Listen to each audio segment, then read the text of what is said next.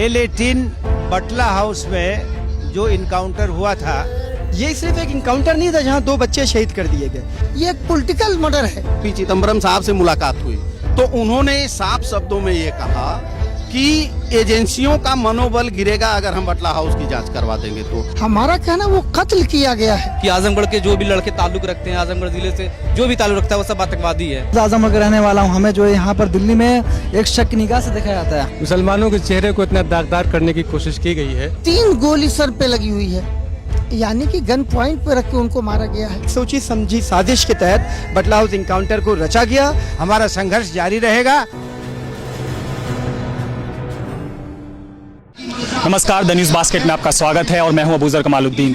मैं इस वक्त मौजूद हूं सिविल लाइंस के इलाके में। ये मुख्यमंत्री अरविंद केजरीवाल के बंगले से बस कुछ ही कदम की दूरी पे है ये इलाका, और यहाँ राष्ट्रीय उलमा काउंसिल धरने पर बैठा हुआ है। धरने पर बैठने की मुख्य वजह है कि आज बटला हाउस इनकाउंटर की 11वीं बरसी, पूरे 11 साल आज पूरे हो गए हैं, और उसी में SIT जांच की मांग को लेकर ये लोग यहाँ धरने पर बैठे हुए हैं। हमारे साथ राष्ट्रीय उलमा काउंसिल के कुछ जिम्मेदार मौजूद हैं। हमारी जो असल मांग है वो ये है कि 19 सितंबर 2008 को L18 बटला हाउस में जो इनकाउंटर हुआ था, जिसमें हमारे 2 नौजवान शहीद हुए और मोहन चंद शर्मा एक लायक इंस्पेक्टर की जान भी गई, हम उस इनकाउंटर को टोटल फर्जी मानते हैं और उसकी डिटेल सब लोगों के सामने आई है। वो संदेहों के घेरे में है, उसकी जांच होनी चाहिए ताकि सच्चाई देश के सामने आए। आप लोग पहले भी कई बार आ चुके हैं यहाँ पर, और पिछले साल भी एक ऐसा ही धरना प्रदर्शन यहाँ पे हुआ था। तो ये धरना प्रदर्शनों का दौर कब तक चलेगा? ये तो 19 सितंबर, चूंकि इस तारीख से इसका एक ताल्लुक है इस घटना का, इसलिए इसको भी याद दिलाते हैं। हम ये जानते हैं कि सियासी लिहाज से जब तक हम मजबूत नहीं होंगे उस वक्त तक हमारी बात नहीं सुनी जाएगी। इस देश के अंदर उसी की बात सुनी जाती है जो संगठित हो, जो जागरूक हो, जो सियासी लिहाज से मुत्तहिद हो। हम वही कोशिश कर रहे हैं, तमाम लोगों को साथ लेकर के अपने संगठन को मजबूत करने के रास्ते पर संघर्ष कर रहे हैं। हमारा संघर्ष जारी रहेगा और हमारे जो मुतालबात हैं वो हम लोगों के सामने पेश करते रहेंगे। तो ये जो एक बटला हाउस इनकाउंटर था, ये सिर्फ एक इनकाउंटर नहीं था जहां 2 बच्चे शहीद कर दिए गए। ये उस कम्युनिटी की उस सोच पर जो हम डेवलपमेंट का हिस्सा बनने की कोशिश कर रहे थे, जो हम मुल्क में मेन स्ट्रीम से जब मुसलमान युवा जुड़ रहा था, वो तेज़ी से आगे बढ़ रहा था, वो मुल्क के डेवलपमेंट में अपने किरदार को अदा कर रहा था, उसे रोकने के लिए एक सोची समझी साजिश के तहत बटला हाउस इनकाउंटर को रचा गया। और आप ये ना देखिए कि बटला हाउस इनकाउंटर सिर्फ एक ज़िले का मामला था। जब बटला हाउस इनकाउंटर हुआ तो उसे ऐसे प्रोजेक्ट किया गया, 2 बच्चों को शहीद किया गया, दर्जनों बच्चों को उसके इल्ज़ाम में आज दर्जनों बच्चे जेल की सलाखों के पीछे पड़े हुए हैं, और लगातार पूरे मुल्क में एक माहौल बनाया गया कि मुसलमान कम्युनिटी को आतंक का पर्याय बना दिया गया, एक सिनोनिम बना दिया गया। तो हमने जो ये आंदोलन शुरू किया, राष्ट्रीय उलमा काउंसिल ने आंदोलन शुरू किया, पिछले 10 सालों से हम लगातार ये आंदोलन करते आ रहे हैं। ये एक सोची समझी साजिश के तहत युवाओं को टारगेट किया गया। आप देखिए कि बटला हाउस का साइड इफेक्ट क्या हुआ।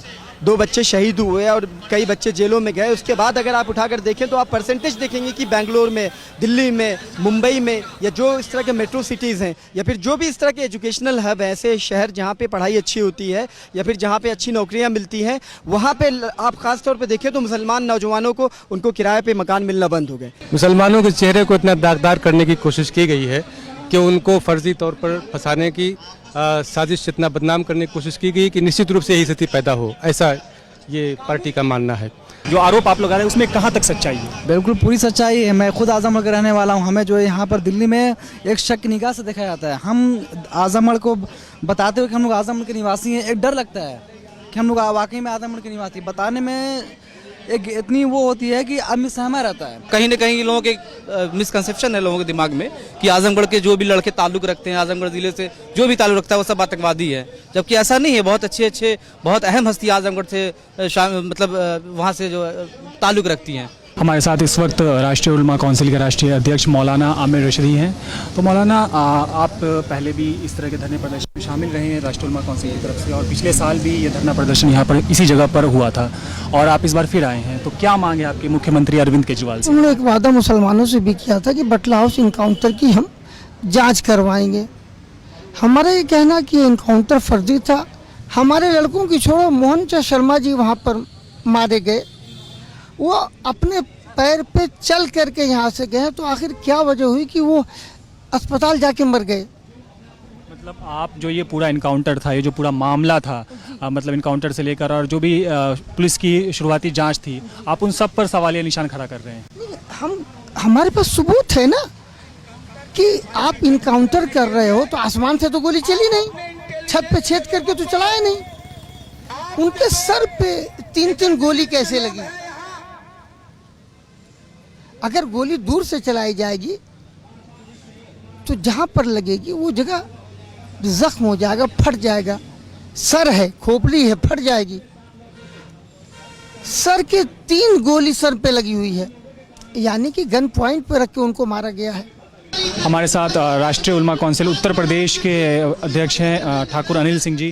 देखिए, ऐसा है, उस वक्त केंद्र में कांग्रेस की सरकार थी, प्रदेश में भी, यहाँ दिल्ली में भी कांग्रेस की सरकार थी। पी चिदम्बरम साहब उस वक्त गृह मंत्री थे।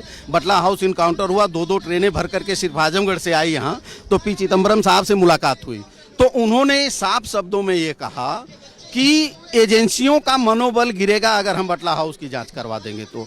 और आज जब उनके ऊपर आया है, जब उनकी गिरफ्तारी हुई है, तो प्रेस कॉन्फ्रेंस बुला करके बाकायदे उन्होंने कहा है कि जब तक दोष सिद्ध नहीं हो जाता है तब तक किसी की गिरफ्तारी न की जाए। यही तो हम मांग कर रहे थे कि आप जांच करवा दीजिए, जब तक दोष नहीं सिद्ध होता है तब तक किसी को आतंकवादी घोषित न किया जाए।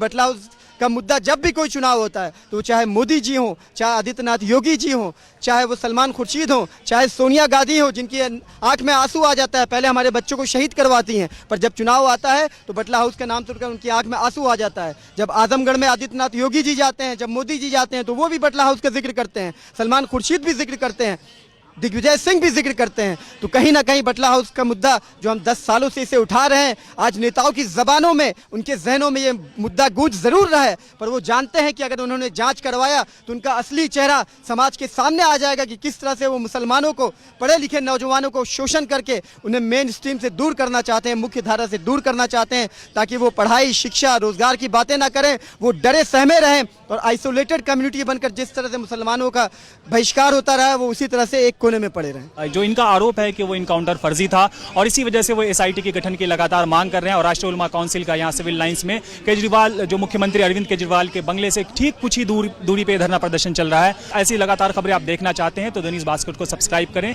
कैमरामैन रोहित के साथ मैं Abuzar Kamaluddin, the news basket, नई दिल्ली।